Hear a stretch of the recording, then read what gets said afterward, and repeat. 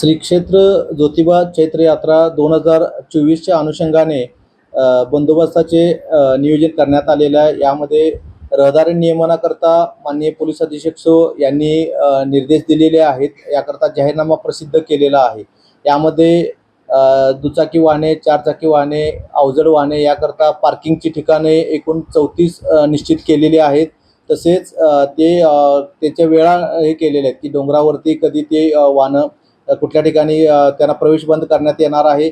तसेच यात्रा फुटल्यानंतर तो त्याचा कसा मार्ग राहणार आहे, तर याकरता एक व्हिडिओ सुद्धा प्रसिद्ध करण्यात आलेला आहे। तर सर्व भाविकांना आव्हान आहे की तो व्हिडिओ सर्वांनी पाहावा।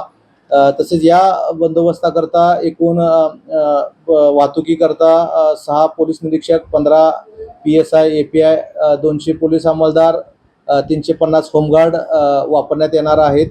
बंदोबस्ताचे योग्य प्रकारे नियोजन करण्यात आलेलं आहे। दिनांक 21 एप्रिल 2024चे संध्याकाळी 8 वाजल्यापासून जे ज्योतिबा डोंगरावरती व्यापाऱ्यांचे वाहने जातात, ट्रक, ट्रॅक्टर वगैरे, तर यांना संध्याकाळी 8 वाजल्यापासून प्रवेश बंद करण्यात आलेला आहे।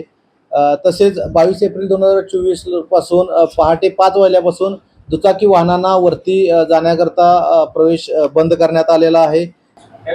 दिनांक 21 एप्रिल 2024 चे रात्री 8 वाजता ते दिनांक 23 एप्रिल 2024 चे रात्री 11 वाजेपर्यंत कोल्हापूर ते बोरपाडले फाटा या मार्गावरील अवजड वाहने यांना प्रवेश बंद करण्यात येत आहे।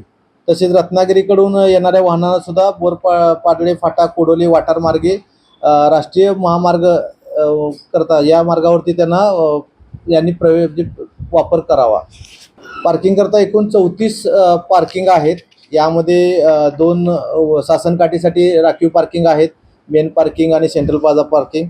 गिरोलीकडून येणाऱ्या वाहनांसाठी एकूण 4 जागी 16 पार्किंग आहेत आणि दुचाकी करता 3 पार्किंग आहेत आणि केरली फाटा मार्गे येणाऱ्या वाहनांसाठी एकूण 4 चाकी 9 पार्किंग आहेत आणि दुचाकी वाहनांसाठी 3 पार्किंग आहेत। तर यावर्षी नवीन इनाम गायमुख पार्किंग हे एक नवीन पार्किंग विकसित करण्यात आलेलं आहे। एकूण 12 एकर क्षेत्रात आहे आणि मंदिरापासून अगदी जवळच हे पार्किंग आहे। तर सर्व भाविकांनी या पार्किंगचा लाभ घ्यावा। कोल्हापूर शहर वाहतूक शाखेकडून भाविकांना ज्योतिबा चैत्र यात्रा 2024 करिता मनपूर्वक शुभेच्छा।